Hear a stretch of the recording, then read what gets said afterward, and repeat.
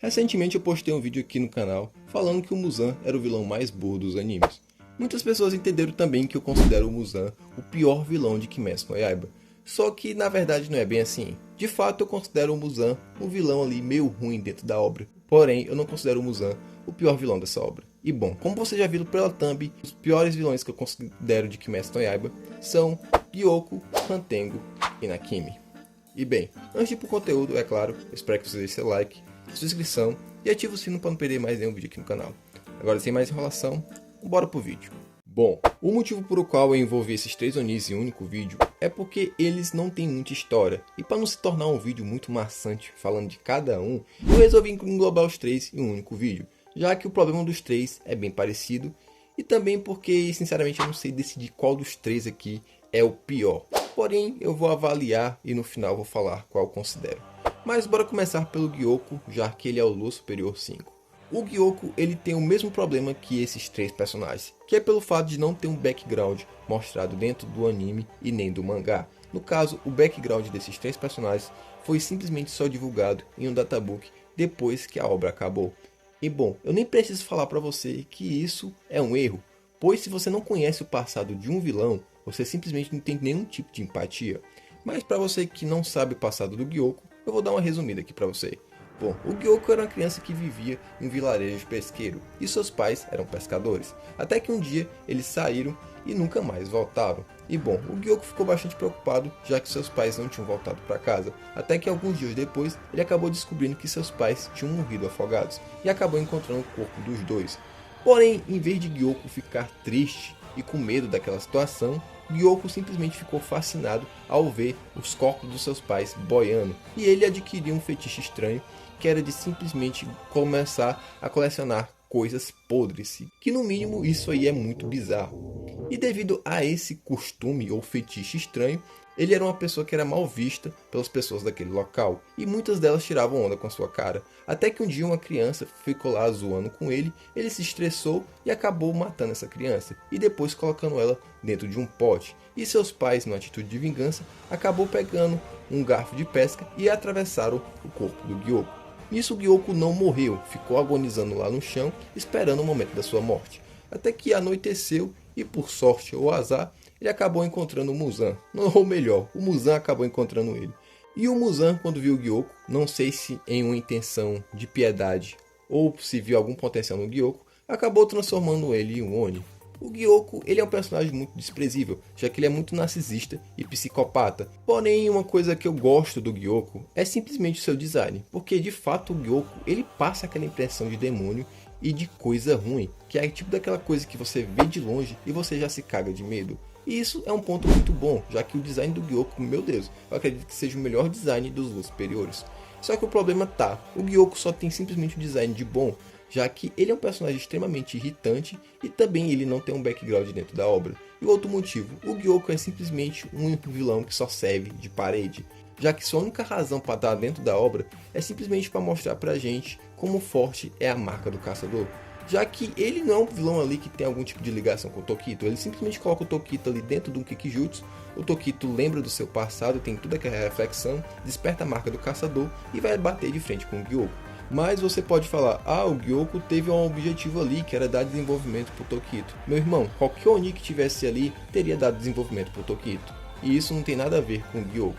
E é exatamente por isso que o Gyoko se torna um vilão ruim, porque ele não tem background, ele não é um personagem carismático, e ele também não tem um objetivo claro. Ele só tá ali para servir de escada pro Tokito despertar a marca do caçador, derrotar ele e demonstrar pra gente o quão forte é a marca do caçador. E é simplesmente isso. Agora passando por o Hantengo, não é muito diferente, é quase a mesma coisa que o Gyoko. Hantengo também não tem um background. Porém eu vou resumir um pouco aqui para vocês. O Hantengo era um cara que quando era humano, ele vivia cometendo vários crimes. Só que uma coisa que era interessante, que ele não admitia seus crimes, dizia que não era culpa dele, era culpa das suas mãos. Nossa, Hantengo, você me lembra até um certo canal. E devido a isso, por ser capturado várias vezes, o Hantengo acabou sendo condenado à morte. E quando ele estava no corredor da morte, ele acabou dando de cara com o Muzan, que acabou transformando o Hantengo em um Oni. E o Hantengo se transformou na Lua Superior 4. Uma coisa que eu acho interessante do Hantengo é que seu Kekijutsu ele pode ser um pouco genérico, mas ele é legal. Eu vou explicar aqui. Porque embora esse lance de personagem que se clona e se divide seja algo assim que é bem manjado, cada clone do Hantengo ele tem uma habilidade ali diferente. Cada um tem seu próprio Kekijutsu. Porém, uma coisa também que eu não gosto desse lance do Hantengo é porque ele é simplesmente uma versão melhor da Daki do Gyotaro, já que a gente viu que para derrotar a Daki e o Gyotaro precisava cortar a cabeça de ambos. Já com o Hantengo era quase a mesma coisa, você precisava derrotar os 4 Hantengos e a cabeça principal. Nossa, os caras só colaram essa ideia aí. Não sei de nada. E o motivo pelo qual eu acho o Hantengo ruim é porque simplesmente a razão do Hantengo estar ali é servir para atrasar a galera para um plot. Porque, bem, pelo fato do Hantengo se dividir e ter essa dificuldade de cortar a cabeça dele, acabou tendo que uma luta muito estendida. A princípio lutando Tokito e Tanjiro, depois Tokito sendo separado e depois tendo a chegada da Nezuko e do Genya e tendo toda aquela luta ali contra aqueles 4 Zonis. Depois o Tanjiro derrotando eles, depois tendo a junção do Hantengo mais forte e ali tendo a introdução da Mitsuri. Só que o detalhe tá, mesmo com o Hantengo mais forte, ainda tinha uma versão pequenininha que tava ali para servir de, entre aspas, uma vida extra. Já se caso a Mitsuri conseguisse cortar a cabeça do Hantengo principal, ainda ia ter um Hantengozinho pequenininho vivo. E bom, o motivo por qual essa luta tem que ser estendida é simplesmente para dar o plot da Nezuko queimando no sol. E bom, eu acho uma cena muito bonitinha, principalmente no anime. Porém, essa cena aí é muito problemática. E bom, falar sobre a Nezuko no sol, isso aí é tema para outro vídeo. Mas bem, voltando pro Hantengo, o motivo pelo qual o Hantengo existe e tem essa habilidade de Indra, para caso você não saiba o que é uma Indra, é simplesmente um monstro que quando você corta a cabeça, nasce mais 2 cabeças. E é exatamente para isso que o Hantengo serve, um vilão Indra, difícil de derrotar, para ter uma luta estendida, para ter todo aquele plot da Nezuko queimando no sol, e ter aquele finalzinho bonitinho, e também dar início à guerra do Muzan contra os caçadores de ir atrás da Nezuko. E sendo bem sincero, o Hantengo ele tem potencial para ser um daqueles vilões assim, que tem um arco só para ele, porque cara, a habilidade dele é muito roubada. Cada clone dele tem o próprio Kekijutsu. E é como eu falei, ele só serve justamente para um plot maior. Ele é só uma parede de carne, como dizem os fãs de Resident Evil, que só serve ali para ser meio que um chefão, para ser uma luta estendida, para ter todo aquele plot. E na minha humilde opinião, ele é um personagem que deveria ter um arco só para ele. Seguindo agora para a próxima, que é a Nakimi. Bom, a Nakimi tem esse mesmo problema também de passado. Porém, diferente do Hantengo e do Kyoko, que são praticamente psicopatas porque já nasceram assim, a Nakimi é diferente. A Nakimi era uma mulher normal, que fazia show de biwa, porém ela era muito flopada, parece eu aqui no YouTube. Porém, ela tinha um marido que era muito agressivo, que batia muito nela. Até que um dia, antes dela fazer um show, ela acabou tendo um estresse muito alto e acabou eliminando seu marido. E nisso ela foi fazer o seu show muito tensa e muito em choque por conta daquela coisa que ela tinha feito antes. Só que tá aí o detalhe, quando ela fez o show saiu perfeito. E a Nakimi colocou aquela coisa na cabeça dela, que quando ela fazia algum tipo de crime, ela fazia um bom show de biwa. E de fato ela estava certa, já que toda vez que ela cometia um crime e ia fazer o show saía perfeito. Só que ela teve o azar de fazer de uma de suas vítimas simplesmente o Muzan. Que bom, por essa audácia dela de tentar eliminar o Muzan gostou dela e transformou ela em Oni. E bom, por toda essa história meio triste e meio engraçada também, né, da Nakimi tentar eliminar o Muzan, a Nakimi tinha grande potencial para se transformar até mesmo numa Lua Superior 2, já que se ela fosse um Oni com personalidade, cara, ela poderia ser um dos melhores vilões de Kimetsu no Yaiba, já que seu Kikijutsu é simplesmente modificar o Castelo do Infinito. Porém não, a Nakimi só se resume a uma gótica que fica sentada tocando violão.